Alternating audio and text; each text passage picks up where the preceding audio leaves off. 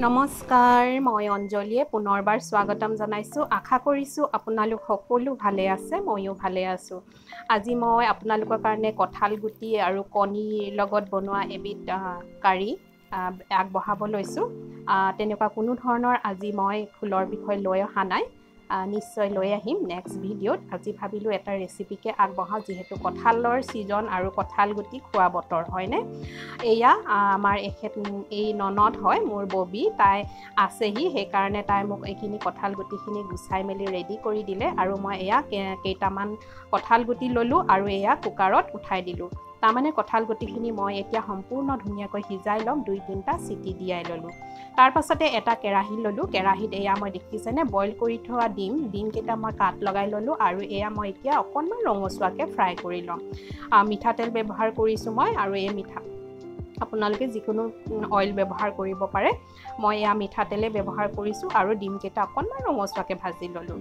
তাৰ পাছতে সেই তেলখিনিতে যদি দৰকাৰ হয় দিব যদি দৰকাৰ হয় নিদিব মোৰ দৰকাৰ নাই হোৱা গতিকে মই সেই একেখিনি তেলতে গোটা জিৰা আৰু গোটা ধনিয়া ফুটাই ললো আপোনালোকে ইয়াত লং ইলাইচি আৰু ডালচেনিও দি ল'ব পাৰে তেতিয়া বেছি ধুনীয়া এটা সুগন্ধ আহে ভাল লাগে মই পিছে নকৰিলো মই তাৰ পাছতে দি দিলো পিয়াজ কাটি থোৱা পিয়াজ মিডিয়াম সাইজৰ দুটা পিয়াজ ধুনীয়াকৈ মই কাটি ললো আৰু তেলত দি দিলো এয়া অকণমান কেঁচা গোন্ধটো যোৱালৈকে ভাজি ললো তাৰ পাছতে মই আদা ৰসুনৰ পেষ্ট দিলো তাৰো কেঁচা গোন্ধটো যোৱালৈকে অলপমান দেৰি ভাজি এয়া দিছো হালধি এচামুচ ৰেড চিলি পাউডাৰ এচামুচ তাৰ পাছতে এয়া মই ঘৰতে পিচি লোৱা জিৰা ধনিয়া আৰু অকণমান জালুক দি দিছিলো গোটা জালুক দি কিনে এই ধৰণে মই পাউডাৰ কৰি থওঁ তাৰে মই 2 চামুচ ব্যৱহাৰ কৰিছো তাৰ পাছতে মই ইয়াত ব্যৱহাৰ কৰিম মিট মছলা অকণমান যদি আপোনালোকে গৰম মছলা ব্যৱহাৰ কৰে তেনেহলে মিট মছলা নিদিলেও হ'ব মই গৰম মছলা ব্যৱহাৰ কৰা নাই অকণমান মিট মছলা দি দিছো যাতে অকণমান মছলা গোন্ধটো আহে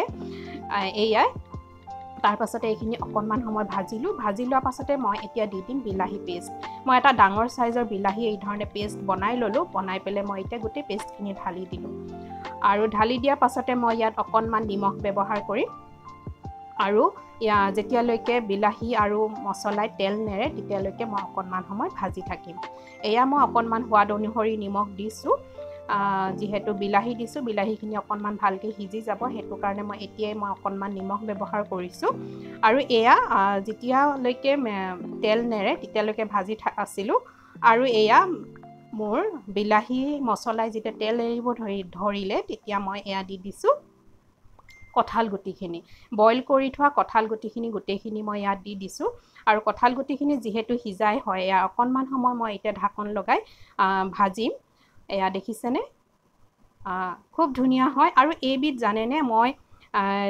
খাই বিশেষকৈ বহুত ভাল পালো আৰু আমাৰ ল'ৰা ছোৱালী কিটাও গোটেইকেইটা খাই বহুত বেছি ভাল পালে আগতেও মই বনাও কিন্তু কি হল ভিডিওটো মই শেয়াৰ কৰা নাছিলো ভাবিলো আজি মই ভিডিওটো শেয়াৰ কৰো যেহেতু ববি হেতিও আহিছে মই তাহাতকো বনাই খুৱাবলৈ মন গল সেই কাৰণে বনালো আৰু এই ভিডিওটো শেয়াৰ কৰিলো এতিয়া মই অকণমান সময় ঢাকন দি ৰাখিছো তাৰ পাছতে মই এটা বাটিত কি লৈছো গম পাইছানে এইখিনি দৈ মই মিঠা দৈ ব্যৱহাৰ কৰিছো মিঠা দৈ ব্যৱহাৰ কৰিব টেঙা দৈ ব্যৱহাৰ নকৰিব মই দৈ 2 চামুচ মান লৈছো তাৰ দৈ যিখিনি পানী তাৰো পানীখিনি মই লৈ লৈছো তাৰ পাছতে ইয়াতে মই দিলো এয়া বেসন আপোনালোকে দিব কাৰণ কেলে বেসন যদি আপোনালোকে এই ধৰণে দৈত অকণমান মিলাই দিয়ে খাবলৈ বেলেগ ধৰণৰ এটা সোৱাদ হয় খাবলৈ বেছি ভাল লাগে এই ধৰণে মই অকণমান সময় ফেটি পেলে থৈ ললো আৰু দেখিছেনে এইখিনি কঁঠাল গুটি এয়া মই ঢাকি ৰাখিছিলো আৰু কঁঠাল গুটি গোটেই তেলখিনি হুহি ললে অকণমান ড্ৰাই নিচিনা হৈ গল আৰু তলত লাগি ধৰিছিলে লাগি ধৰাৰ কাৰণে মই এতিয়া কি কৰিলো গৰম পানী ব্যৱহাৰ কৰিছো অকণমান গৰম পানী ব্যৱহাৰ কৰিছো আপোনালোকে গৰম পানীয়ে ব্যৱহাৰ কৰিব এয়া অকণমান গৰম পানী ব্যৱহাৰ কৰাৰ পাছতে মই এতিয়া ইয়াৰ পৰা দুটামান কঁঠাল গুটি উলিয়াই ৰাখিম এয়া দেখিছেনে কেইটামান মই এয়া কঁঠাল গুটি উলিয়াই ৰাখিছো আপোনালোকেও এই ধৰণে উলিয়াই ৰাখিব তাৰ পাছতে এই কঁঠাল গুটিখিনি কি কৰিম মই অলপ পাছত দেখাম আপোনালোকে ভিডিওটো একদম স্কিপ নকৰিব স্কিপ কৰিলে আপোনালোকে গম নেপাব মই ক'ত কেতিয়া কি ব্যৱহাৰ কৰিছো এতিয়া মই দি দিলো এয়া দৈ আৰু বেসনৰ যিটো মিশ্ৰণ আছিলে সেইখিনি দি দিলো দিয়াৰ পাছতে এই ধৰণে অকণমান সময় লাহে লাহে লৰাম আৰু গেছৰ ফ্লেমটো এতিয়া কেতিয়াও বেছিকৈ দি নথব, কমাই ৰাখিব। যিহেতু দৈ দিয়া হৈছে, দৈ লাগি ধৰিব পাৰে যেতিয়া দৈ লাগি ধৰিব নহয় খাবলৈ ভালো নালাগিব। এতিয়া মই এয়া গৰম পানী অলপ সময় দিলোঁ আৰু এতিয়া মই লাহে লাহে লৰাই থাকিম। লাহে লাহে লৰাই থাকিব, নহ'লে কি হ'ব, দৈ যদি দি দিয়ে ফাটি যোৱা চান্সটো থাকিব আৰু খাবলৈ বেয়া লাগিব। গেছৰ ফ্লেমটো অকণমান কমাই পেলাই এই ধৰণে লৰাই থাকিব। যদি এই কাৰীটো আপোনালোকে অকণমান ডাঠকৈ খাম বুলি ভাবে তেনেহ'লে পানীটো কম দিব, যদি পাতলকৈ খাম বুলি ভাবে তেনেহ'লে অকণমান বেছি দিব। এইটো আপোনালোকে নিজৰ ইচ্ছা অনুসৰি কৰিব পাৰিব। মই এয়া পানী আৰু অকণমান দি দিলোঁ, দি পেলাই এতিয়া মই গেছৰ ফ্লেমটো কমাইয়ে ৰাখিছোঁ, বেছি দিয়া নাই। আৰু এতিয়া মই এইখিনি উতল অহালৈকে ৰখি থাকিম। এই ধৰণে মাজে মাজে লৰাই থাকিব, নহ'লে তলত লাগি ধৰিলে খাবলৈ ভাল নালাগিব। বাৰে বাৰে সেইকাৰণে কৈছোঁ, নহ'লে ভাল নালাগিব। আৰু গেছৰ ফ্লেমটো কমাই ৰাখিব। তাৰ পাছতে এই যে থৈছিলোঁ কঁঠাল গুটিকেইটা এক্সট্ৰাকৈ উলিয়াই থৈছিলোঁ, সেইকেইটা মই ধুনীয়াকৈ পিটিকা কৰি ল'লোঁ, দেখিছেনে? পিটিকা কৰাৰ পাছতে এয়া মই এতিয়া উতল অহা আগতে মই এতিয়া পিটিকা কৰি থোৱা কঁঠাল গুটিখিনি দি দিলোঁ। এয়া দেখিছেনে? এতিয়া মই গেছৰ ফ্লেমটো কমাই দিয়া আছে আৰু এই ধৰণে মই অকণমান উতল আহিবলৈ কাৰণে ঢাকোনখন লগাই নাই দিয়া, কাৰণ মই ডাঠকৈ ৰাখিম, অকণমান গ্ৰেভিটো কমাই দিম, সেইটো কাৰণে এয়া উতল আহিছে আৰু ৰেডি হৈয়ে গ'ল।